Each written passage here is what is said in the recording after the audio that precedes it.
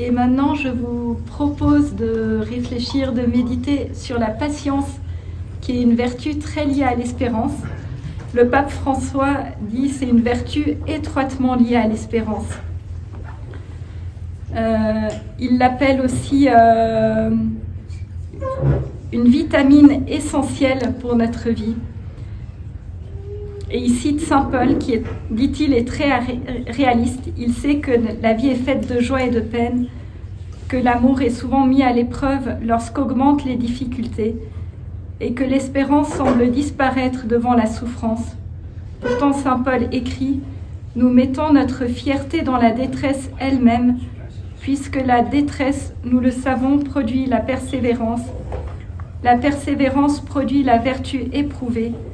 La vertu éprouvée produit l'espérance. » Donc voilà, lié à l'espérance, il y a toujours le fait de prendre patience, qui, comme le verra, n'est pas une petite vertu pour les faibles, mais une vertu très importante et très essentielle, une vitamine pour notre vie. Mais ce qu'on se rend tous compte, c'est que notre réflexe, pour nous, c'est instinctif de nous impatienter. Et parfois aussi même de répondre au mal par le mal.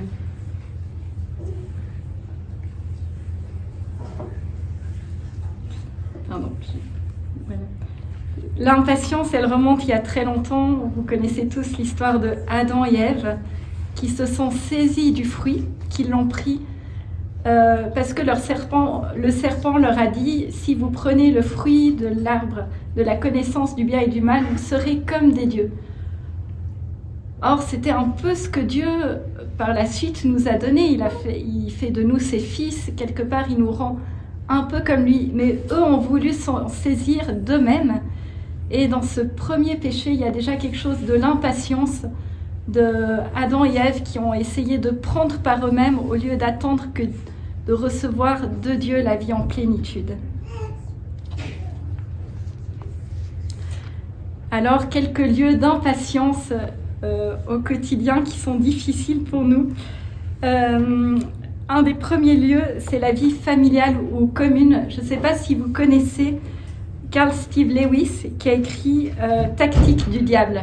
C'est une petite histoire où on voit un démon expérimenté donner des conseils à un jeune démon novice. Et alors je vais vous lire ce qu'il lui dit. Quand deux êtres ont vécu ensemble pendant de nombreuses années, il arrive généralement que certaines intonations de la voix, certaines expressions du visage de l'un soient intolérablement irritantes pour l'autre. Exploite ce genre de choses. Aide-t-on protégé à prendre pleinement conscience de ce froncement de sourcils qu'il détestait déjà chez sa mère lorsqu'elle entrait dans sa chambre d'enfant, et montre-lui à quel point cela l'agace. Donc le démon novice doit tenter un jeune homme qui vit encore chez sa mère. Donne-lui à entendre qu'elle sait fort bien, la mère, à quel point cela l'irrite, lui, et qu'elle le fait exprès. Si tu connais bien ton métier, il ne se rendra pas compte de l'improbabilité d'une telle hypothèse. Et surtout, ne lui laisse jamais soupçonner qu'il pourrait lui-même avoir des habitudes ou des tics qui exaspèrent sa mère. Comme il ne se voit ni ne s'entend, c'est un jeu d'enfant.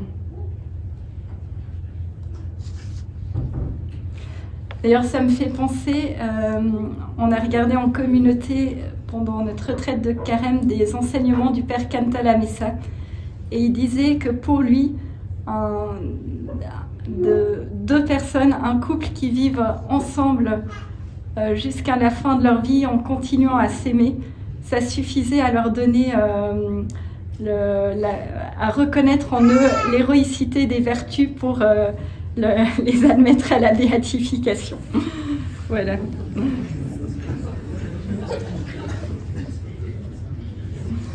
Donc une petite BD, je te demande pardon de m'être légèrement emportée et je te promets de ne plus crier de la sorte, mais n'arrose plus mes plantes. Enfin voilà, on peut voir comme des toutes petites choses de la vie peuvent devenir intolérables à force de répétition. Alors, un autre lieu dans notre vie qui nous aide pas à vivre la patience, aujourd'hui, c'est notre monde du tout en un clic, l'ère d'Internet, qui fait qu'on est habitué à voir tout de suite et qui risque de nous conduire à vivre uniquement dans le ici et maintenant. C'est un monde, dit le pape François, où la précipitation est devenue une constante. Moi, une image que j'ai toujours en tête, c'est le métro de Paris, où les gens courent tous, enfin la plupart, alors qu'en fait, il y a un métro toutes les 2 minutes, et que s'ils en manquent un, il y en a un autre 2 minutes après. Mais voilà, et en fait, bon là, c'est une image visuelle, mais on est dans un monde qui nous pousse à courir. On est habitué à avoir tout sous la main avec notre iPhone. Quelle météo fera-t-il à Chapelle d'Abondance? Même moi, j'ai regardé. À avoir toutes les réponses tout de suite, etc.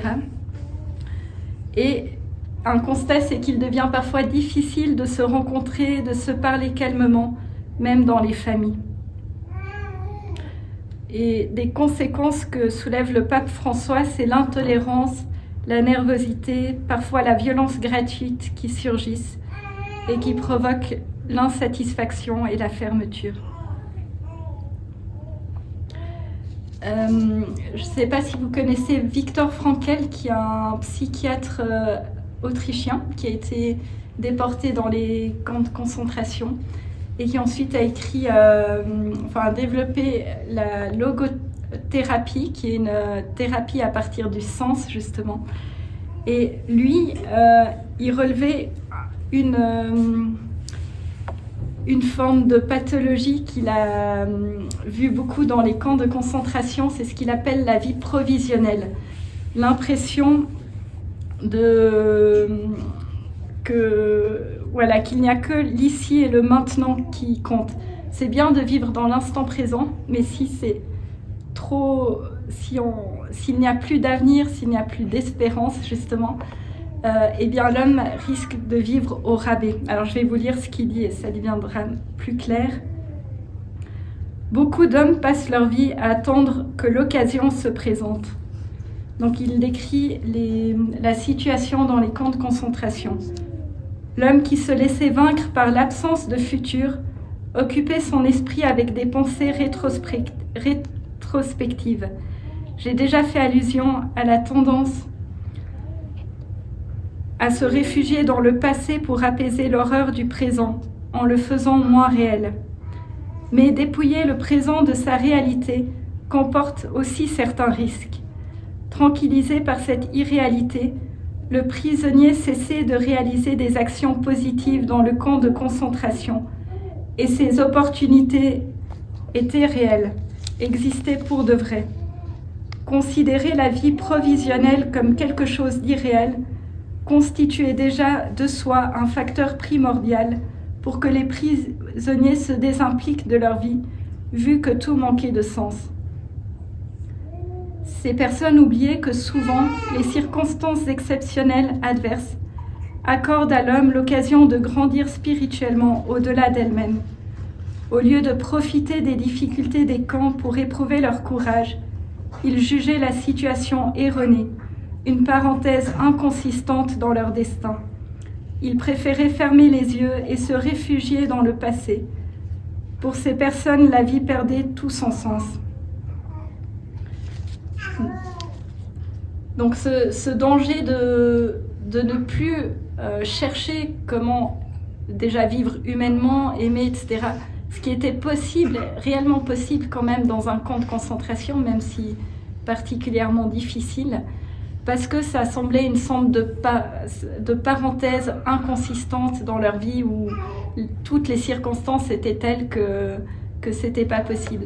Mais nous, on peut avoir peut-être, même si c'est pas les camps de concentration, parfois aussi cette impression que le moment est tellement difficile, c'est un peu une parenthèse dans la vie. Peut-être beaucoup de personnes l'ont aussi vécu pendant la crise Covid, où on ne savait plus s'il allait y avoir un avenir, si beaucoup de gens allaient mourir. Et on peut un peu se désengager de notre présent en pensant qu'il n'y a plus d'avenir, que ça n'a plus de sens de s'impliquer. Alors, quelques remèdes. Le pape François propose un premier remède, c'est de regarder la création avec émerveillement. Nous pourrions comprendre à quel point la patience est décisive ainsi, en regardant l'alternance des saisons avec leurs fruits, en observant la vie des animaux, le cycle de leur développement, en entrant un peu dans ce regard de Saint François, avec son cantique des créatures. Et voilà, le rythme de la nature nous apprend une certaine patience.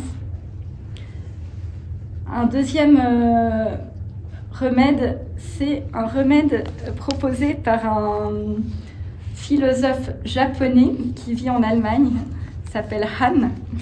Je ne dirai pas le reste de son nom parce que j'en suis incapable, mais je peux vous montrer après comment ça s'écrit. Je n'ai pas pensé à le mettre là. Alors, il parle de notre culture qui a tendance à vivre toujours dans l'activité. Même quand on a un temps de pause, en fait, c'est un temps mort, donc pas un temps vivant, ou un temps de loisir en vue de ensuite reprendre de l'activité. Et on oublie un peu la vraie inactivité qui est féconde, qui est pleine de vie, qui est par exemple celle de la fête, celle de la liturgie, celle du temps libre et non pas mort, celle de la décoration, celle de tout ce qui semble n'avoir aucune efficacité et qui du coup n'aurait aucune valeur pour notre monde, mais qui en fait est ce qui déploie beaucoup notre humanité. Il dit « Nous ne connaissons plus ce repos sacré festif qui unit en lui intensité de la vie et contemplation, mieux qui est encore plus capable de les unifier quand l'intensité de la vie s'élève au niveau de l'exubérance. »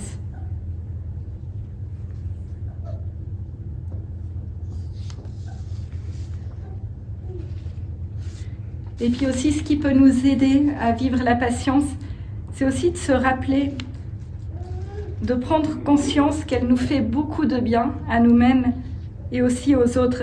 Patience, c'est pas juste quelque chose de négatif, de supporter une situation difficile. C'est quelque chose qui va aussi nous déployer et aider les autres.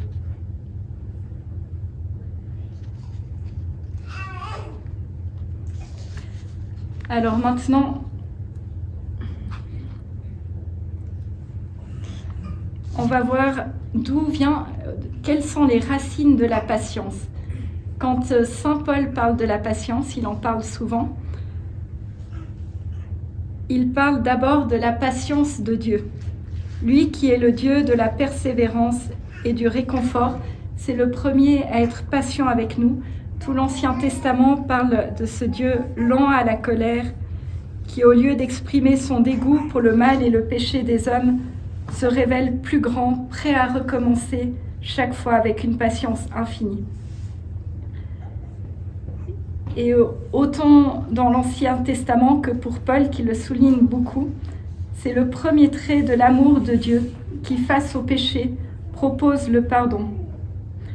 Mais ce n'est pas seulement le premier trait de l'amour de Dieu, c'est aussi le premier trait de tout grand amour qui sait répondre au mal par le bien, qui ne s'enferme pas dans la colère et le découragement, mais qui persévère et qui repart. C'est les paroles du pape François.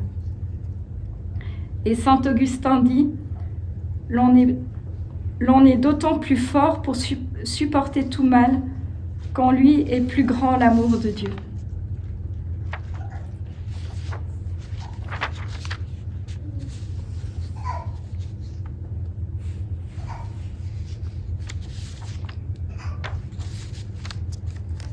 La patience, peut-être vous l'avez en tête, c'est aussi le premier des aspects de la charité qui est souligné dans l'hymne à la charité. Alors, dans cet hymne, l'expression qui est utilisée, c'est « macrotumai », qui n'est pas, dans la traduction, n'est pas simplement qui supporte tout, mais quelque chose comme le lent à la colère de l'Ancien Testament. Ça veut dire en gros que la personne ne se laisse pas mener par les impulsions et évite l'agressivité. C'est une qualité aussi du Dieu de l'Alliance. Et c'est une qualité qui est aussi dans le livre de la sagesse.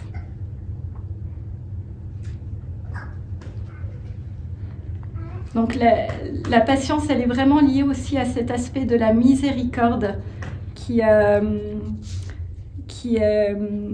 la miséricorde de Dieu, la miséricorde qui est un des attributs particuliers de Dieu.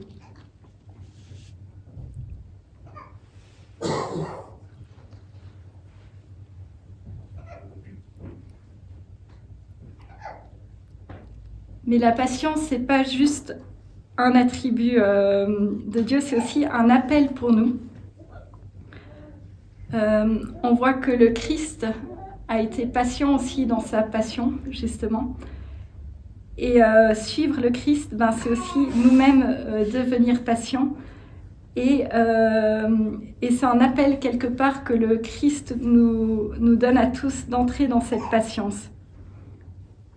Ça ne veut pas dire supporter les situations injustes, mais ça veut dire dans ces situations choisir de ne pas rendre le mal pour le mal. Ça ne veut pas dire de laisser se continuer des situations injustes. Parfois, il est effectivement nécessaire de les dénoncer.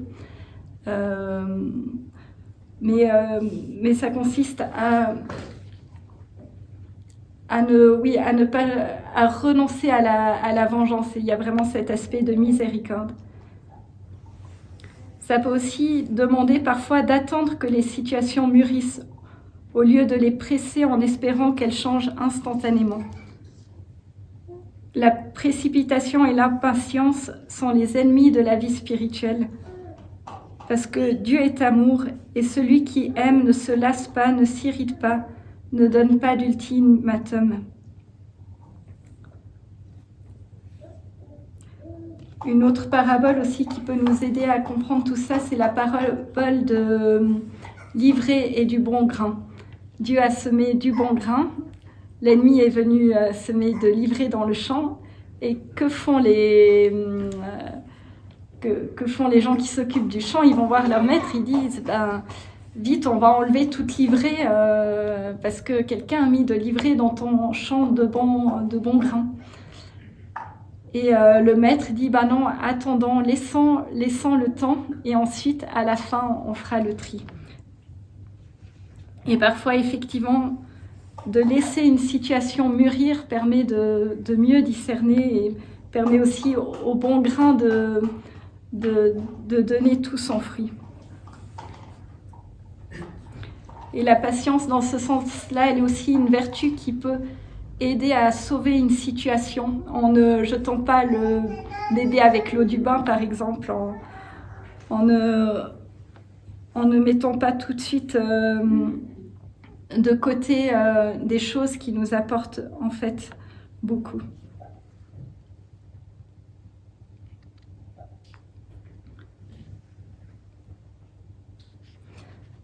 Ainsi, la patience n'est pas une façon stoïque de résister aux contrariétés,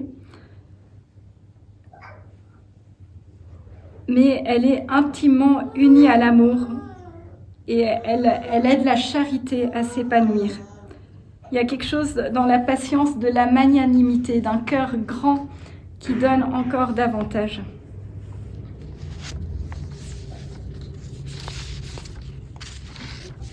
Alors, comment grandir dans la patience? Tout d'abord, comme elle est liée à la charité, et Jean nous a bien expliqué avant que la charité est une vertu surnaturelle, donc qu'on n'acquiert pas à la force du poignet, mais qu'il faut demander à Dieu. Eh bien, la première chose, c'est de la demander à l'Esprit Saint. Dans l'hymne à la charité, c'est aussi un fruit de l'Esprit Saint, cette patience. c'est quelque chose qui dépasse nos forces.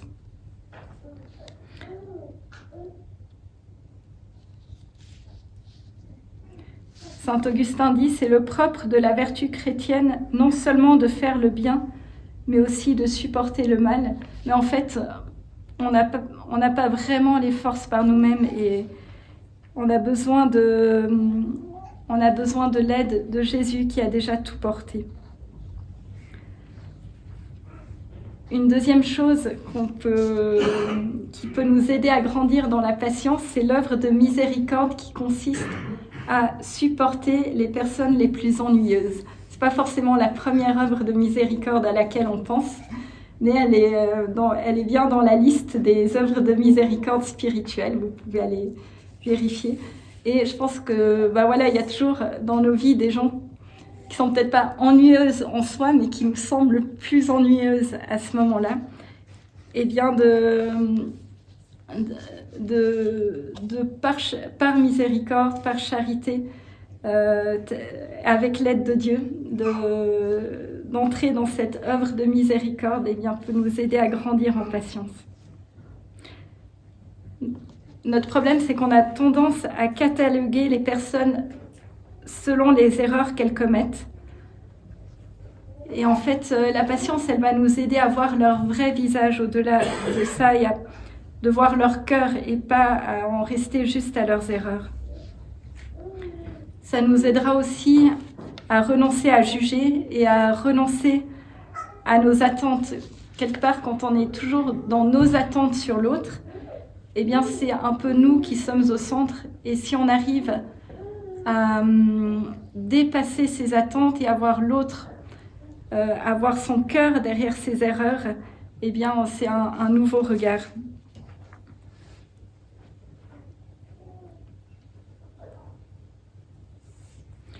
Avoir patience. Alors là, je vous cite le numéro 92 de Amoris Laetitia, qui parle aussi de la patience. Avoir patience, ce n'est pas permettre qu'on nous maltraite en permanence, ni tolérer les agressions physiques, ni permettre qu'on nous traite comme des objets. Le problème survient lorsque nous exigeons que les relations soient idylliques ou que les personnes soient parfaites, ou bien quand nous nous mettons au centre et espérons que notre seule volonté s'accomplisse. Alors tout nous impatiente, tout nous porte à réagir avec notre agressivité. Si nous ne cultivons pas la patience, nous aurons toujours des excuses pour répondre avec colère, et en fin de compte, nous deviendrons des personnes qui ne savent pas cohabiter, antisociales et incapables de réfréner les pulsions, et la famille se convertira en champ de bataille. C'est pourquoi la parole de Dieu nous exhorte. Aigreur, emportement, colère, clameur, outrage, tout cela doit être extirpé de chez vous, avec la malice sous toutes ses formes. Cette patience se renforce quand je reconnais que l'autre aussi a le droit de vivre sur cette terre, près de moi, tel qu'il est. Peu importe qu'il soit pour moi un fardeau, qu'il contrarie mes plans, qu'il me dérange par sa manière d'être ou par ses idées, qu'il ne soit pas tout ce que j'espérais. L'amour a toujours un sens de profonde compassion qui porte à accepter l'autre comme une partie de ce monde, même quand il agit autrement que je l'aurais désiré.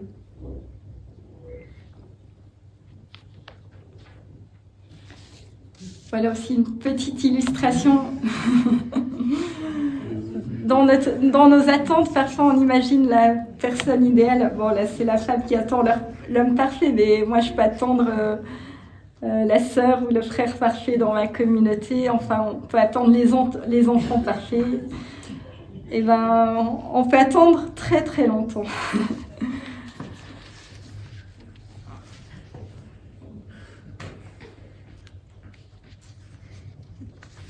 Et puis aussi, la patience, c'est un témoignage très fort de l'amour de Jésus-Christ. On peut penser à toutes ces pères, ces mères de famille, ces ouvriers, ces médecins, ces infirmières, qui chaque jour dans l'ombre gratifient le monde d'une sainte patience, c'est les expressions du pape François.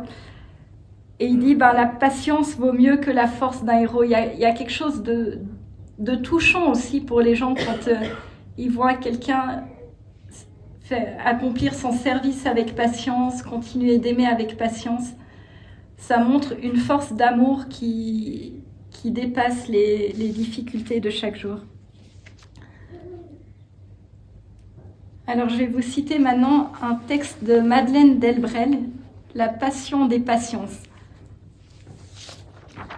Parce que parfois on attend, nous qui ne sommes pas en camp de concentration ou pas persécutés directement de façon violente, parfois on attend aussi peut-être le moment suprême de notre vie où on pourra vraiment montrer tout notre amour pour Dieu.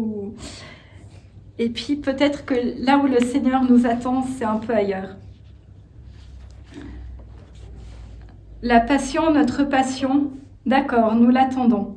Nous savons qu'elle doit venir et il est convenu que nous entendons la vivre avec une certaine grandeur. Le sacrifice de nous-mêmes, nous attendons qu'on sonne l'heure. Comme une bûche dans le brasier, nous savons que nous devons être consumés. Comme un fil de laine tranché au ciseau, nous devons être séparés. Comme un jeûne qu'on égorge, nous devons être supprimés. La passion, nous l'attendons. Nous l'attendons et elle ne vient pas. Ce qui vient, ce sont les patiences. Les patiences, ces petits morceaux de passion dont le métier est de nous tuer tout doucement pour votre gloire, de nous tuer sans notre gloire. Donc, pour la gloire de Dieu, sans notre gloire. Dès le matin, elles viennent au-devant de nous. Ce sont nos nerfs trop vibrants ou trop mous. C'est l'autobus qui passe plein, le lait qui se sauve, les ramoneurs qui viennent, les enfants qui embrouillent tout. Ce sont les invités que notre mari amène et cet ami qui, lui, ne vient pas. C'est le téléphone qui se déchaîne, ceux que nous aimons qui ne s'aiment plus. C'est l'envie de se taire et le devoir de parler. C'est l'envie de parler et la nécessité de se taire. C'est vouloir sortir quand on est enfermé et rester à la maison quand il nous faut sortir. C'est le mari sur qui nous aimerions nous appuyer et qui devient le plus fragile des enfants. C'est le dégoût de notre ration quotidienne et le désir nerveux de tout ce qui n'est pas à nous. Ainsi viennent nos patiences en rang serré ou en file indienne, et elles oublient toujours de nous dire qu'elles sont le martyre qui nous est préparé. Et nous les laissons passer avec mépris, attendant pour donner notre vie une occasion qui en vaille la peine. Car nous avons oublié que s'il est des branches qui se détruisent par le feu, il est des planches que les pas usent tout doucement et qui tombent en fine sciure. Car nous avons oublié que s'il est des fils de laine tranchés net par les ciseaux, il est des fils de tricot qui s'amincissent au jour le jour sur le dos de ceux qui les portent. Si tout rachat est un martyr, tout martyr n'est pas sanglant. Il en est dégrainé d'un bout à l'autre d'une vie. C'est la passion des patiences.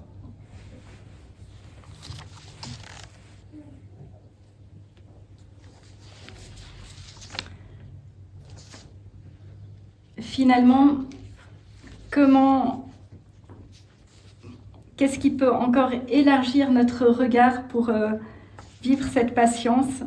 C'est l'action de grâce au cœur même des difficultés. Une citation de l'imitation du Christ, « Il n'y a pas de chose, si petite soit-elle, pourvu qu'elle soit supportée pour l'amour de Dieu, qui passe sans récompense auprès de Dieu. »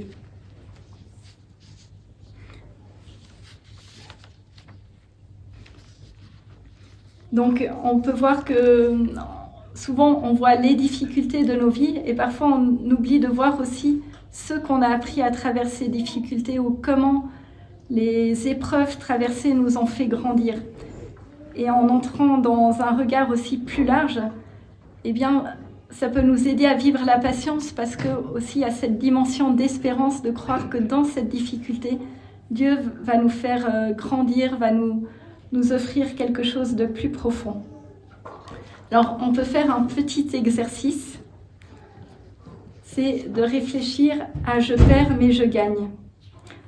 Alors c'est un exercice que j'ai eu dans un petit cours de logothérapie, donc ça se rapportait à Viktor Frankl, qui lui s'est retrouvé en camp de concentration et du jour au lendemain a tout perdu.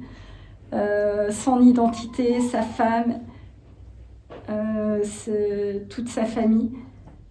Et pourtant, après, il a un regard étonnamment positif sur cette expérience des camps de concentration, parce qu'il voit aussi tout ce qu'il a, comment il a pu grandir intérieurement et tout ce qu'il a découvert aussi sur la personne humaine à travers ce temps. Et on peut réfléchir dans nos vies, ce qui nous enlève la liberté de mouvement, qu'est-ce que ça me donne ? Peut-être que quand on est mère de famille, ou dans un foyer avec d'autres étudiants, un repas commun, je mange pas ce que je veux, mais qu'est-ce que ça me donne ? Certains engagements peuvent freiner certaines relations, nous rendre moins disponibles pour aller voir des amis à droite, à gauche, mais qu'est-ce que ça me donne ? On peut perdre son travail, mais qu'est-ce que ça donne ? On peut avoir des projets qui s'effondrent, mais qu'est-ce que ça me donne ? On peut se sentir... on peut avoir le sentiment que notre liberté nous est enlevée, mais qu'est-ce que ça nous donne ? Voilà, et puis vous pouvez même trouver peut-être d'autres exemples dans votre vie.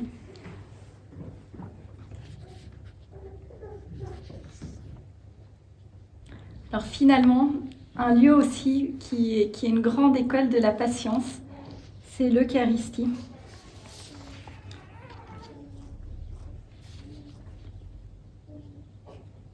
Tout d'abord, aller à la messe ou prendre un temps de prière, c'est une école justement de cette inactivité féconde, de quelque chose qui semble complètement inutile aux yeux du monde, et où en même temps justement on apprend à pas être toujours dans la maîtrise, dans l'efficacité, mais à renaître d'en haut, à attendre de recevoir de Dieu, d'être recréé par Dieu. Et c'est le pape François dans une catéchèse sur l'Eucharistie qui dit « Dans l'Évangile, on parle d'un certain Nicodème, un homme âgé qui faisait autorité en Israël, qui se rend auprès de Jésus pour le connaître, et le Seigneur lui parle de la nécessité de renaître d'en haut. Qu'est-ce que cela signifie ? Il s'agit d'une question fondamentale de notre foi, et cela est le désir de tout véritable croyant, le désir de renaître, la joie de recommencer, même devant de si nombreuses tragédies. Éprouvons-nous ce désir ? Chacun de nous a-t-il envie de toujours renaître pour rencontrer le Seigneur ? Éprouvons-nous ce désir en nous ? Et on peut le perdre à cause de tant d'activités, de projets à mettre en œuvre, d'être juste pris par l'activité. Et à l'Eucharistie, on peut aussi réveiller ce désir de naître à la foi, à l'espérance, à la charité, d'attendre notre vie du Seigneur, de recommencer même dans les tragédies.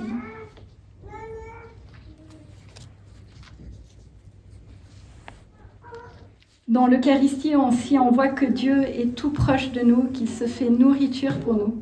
Et ça nous rappelle que Dieu prend soin de nous, même dans les moments où la patience est plus difficile à porter. Il prend toujours soin de nous. L'Eucharistie, c'est aussi le lieu où Dieu est patient avec nous. L'Eucharistie, c'est le moment où on est en contact avec la mort et la résurrection de Jésus. Et on reçoit Jésus qui a livré sa vie pour nous sauver. Donc c'est Dieu qui vient rencontrer notre fragilité, qui nous pardonne toujours. Et au contact avec Jésus dans l'Eucharistie, on a aussi cette conscience que Dieu est patient avec nous, et ça nous aide aussi à être patient avec nous-mêmes. Et puis aussi ce contact avec le mystère pascal de la mort et de la résurrection de Jésus. C'est une lumière qui vient toujours éclairer nos nuits, nos épreuves. On voit que Jésus a déjà tout traversé, qu'il est là devant nous et qu'il nous donne déjà de vivre de la résurrection et qu'il vient nourrir cette vie dans l'Eucharistie.